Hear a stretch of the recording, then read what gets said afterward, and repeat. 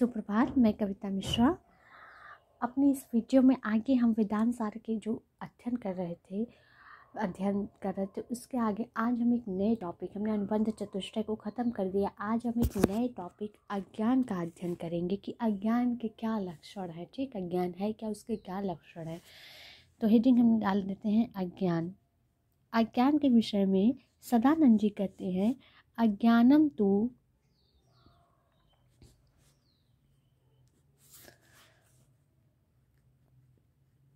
सद असद्भ्याम अनिर्वचनीय त्रिगुणात्मक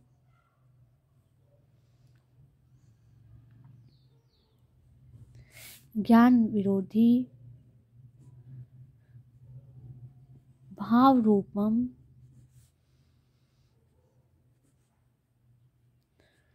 यत् किंचित वदत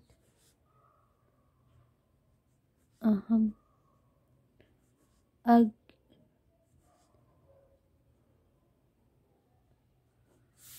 गुण शक्ति। कह रहे अज्ञानम तो सद असद्भ्याम अनिर्वचनीय त्रिगुणात्मक ज्ञान विरोधी भाव रूपम यत् किंचित वदत अहम अज्ञ देवात्म गुण शक्ति। मतलब अज्ञान की विशेषता बताते हुए कहते अज्ञान न तो सत्य है न ही असत है। मतलब अज्ञान की न तो सत्य कह सकते हैं न ही असत कह सकते हैं। जब हम न तो सत्य कह सकते हैं, जब न असत कह सकते हैं, जिसके बारे में कुछ नहीं कह सकते, तो वो अनिर्वचनीय है। मतलब हम उसके बारे में कुछ नहीं कह सकते। वो त्रिगुणात्मक है, 3 गुणों से युक्त है, ज्ञान विरोधी है, ज्ञान का विरोधी है और भाव रूप में है। यानी हम उसे प्रत्यक्ष नहीं दे सकते, उसको विचार कर सकते हैं, कल्पना कर सकते हैं, लेकिन हम उसका प्रत्यक्ष दर्शन नहीं कर सकते। तो आइए एक एक लक्षण का हम देखते हैं कि कैसे सिद्ध करते हैं कि कैसे नहीं है। पहला है अज्ञान का सत्य न होना। सत्य न होना। सदानंद जी कहते हैं कि अज्ञान सत्य नहीं है। सत्य जो होता है वो नित्य होता है, उसके ऊपर काल का कोई भी प्रभाव नहीं होता है। ठीक, वो तीनों कालों में रहता है, निश्चित रहता है।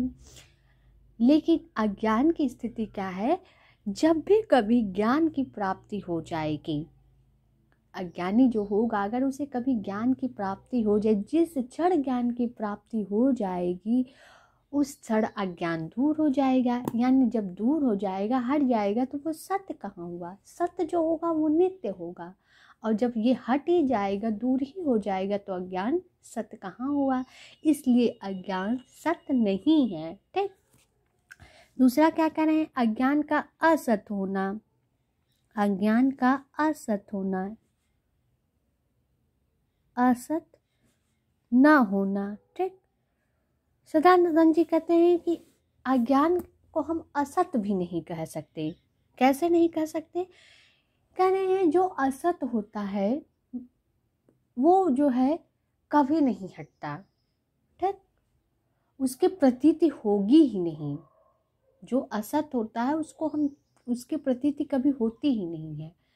जैसे कि कोई कहे कि आकाश में फूल, ये एक असत बात है। कभी भी आप आकाश में फूल नहीं देखेंगे। बांझ को पुत्र हो जाना कभी भी नहीं होता। ये सब असत है और इन सब की प्रतीति नहीं होती है। लेकिन अज्ञान असत कैसे नहीं है, तो कह रहे हैं कभी कभी कभी अब सुन लेते हैं, कोई व्यक्ति खुद कह देता है कि मैं अज्ञानी हूँ। जिस क्षण वो इस बात को कह देता है कि मैं अज्ञानी हूँ वहाँ उस क्षण ही अज्ञान की प्रतीति हो जाती है। तो जो असत है उसकी प्रतीति संभव ही नहीं है। जब प्रतीति हो गई तो फिर अज्ञान असत कैसे हुआ। तो इस प्रकार अज्ञान असत भी नहीं है। अब अनिर्वचनीय, अज्ञान का अनिर्वचनीय होना।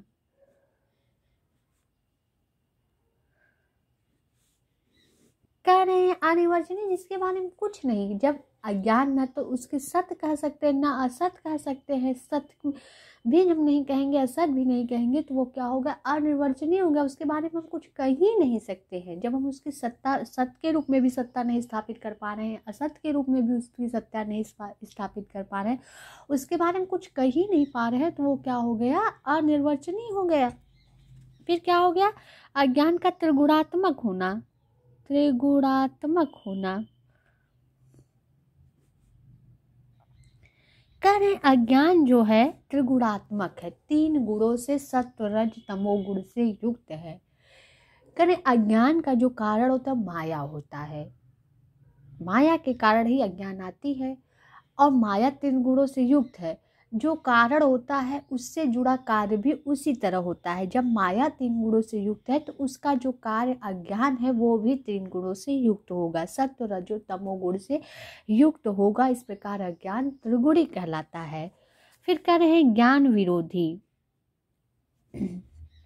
अज्ञान क्या है, ज्ञान का विरोधी है। जिस क्षण अज्ञान तभी तक है जब तक ज्ञान नहीं है। जिस क्षण ज्ञान आ जाता है, अज्ञान की सत्ता एक क्षण के लिए नहीं रुकती है, वो ज्ञान का सबसे बड़ा विरोधी है। ठीक, भाव रूप, अज्ञान का भाव रूप होना।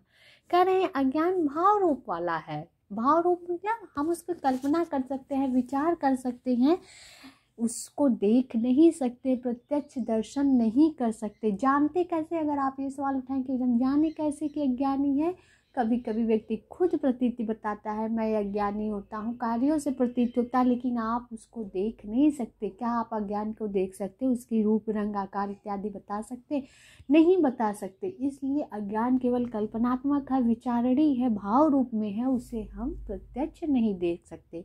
तो इस प्रकार हमने वेदांत सार में अज्ञान का अध्ययन करते हुए बताया कि अज्ञान क्या है, सद असद भ्याम अनिर्वचनीय, न तो सत्य है न असत है, इसलिए अनिर्वचनीय है। सत्य कैसे नहीं है, सत्य इसलिए नहीं है क्योंकि जो सत्य होता है वो हमेशा नित्य रहता है, त्रिकाल बाधित होती है, वो हमेशा रहता है, किसी भी क्षण वो नहीं जा सकता। लेकिन जैसे ही ज्ञान की प्राप्ति होती, अज्ञान दूर हो जाता है, उसकी नित्यता चली जाती है, इसलिए जो है अज्ञान सत्य नहीं है। अज्ञान असत्य कैसे नहीं है, कहें जो असत्य होता है उसकी प्रतीति ही नहीं होती है। जैसे आकाश में फूल हो जाए, बाज को पुत्र हो जाए, ये सब चीज़ें ऐसी हैं, असत्य हैं और इनकी प्रतीति नहीं होती है। इसी तरह अज्ञान, लेकिन हम क्या करते हैं, अगर हम अज्ञान को असत्य करते हैं तो कभी कभी हम देखते हैं कि समाज में, दुनिया में लोग कह देते हैं कि मैं अज्ञानी हूँ। कार्यों के लोगों से देखने से पता चल जाता है उसकी अज्ञानता स्पष्ट हो जा रही है। जब स्पष्ट हो जा रही है तो उसकी प्रतीति हो जा रही है, तो फिर वो असत्य भी नहीं हुआ। फिर क्या करें, अज्ञान त्रिगुणात्मक है, 3 गुणों से युक्त, क्योंकि अज्ञान का जो कारण है वो माया है और माया 3 गुणों से युक्त होती है। जब कारण 3 गुणों से युक्त है तो उसका कार्य का त्रिगुणी होना निश्चित है। इस प्रकार अज्ञान जो है त्रिगुणी है, ज्ञान विरोधी है, यानी अज्ञान तभी तक रहता है जब तक ज्ञान नहीं है। जिस क्षण ज्ञान की प्राप्ति हो जाती है वो अज्ञानता दूर हो जाती है। इस प्रकार अज्ञान ज्ञान का सबसे बड़ा विरोधी है और भाव रूप में है, यानी हम उसको प्रत्यक्ष रूप से दर्शन नहीं कर सकते, उसका अनुभव कर सकते हैं, विचार कर सकते हैं, कल्पना कर सकते हैं, लेकिन हम अज्ञान का दर्शन नहीं कर सकते, उसके रूप रंग जात इत्यादि का बोध नहीं कर सकते। इस प्रकार हमने ये अज्ञान क्या होती है, ज्ञान के कौन से लक्षण होते हैं, इसका अध्ययन किया। अगली वीडियो में हम अज्ञान की शक्तियों का अध्ययन करेंगे कि अज्ञान की शक्ति कौन कौन सी है। धन्यवाद।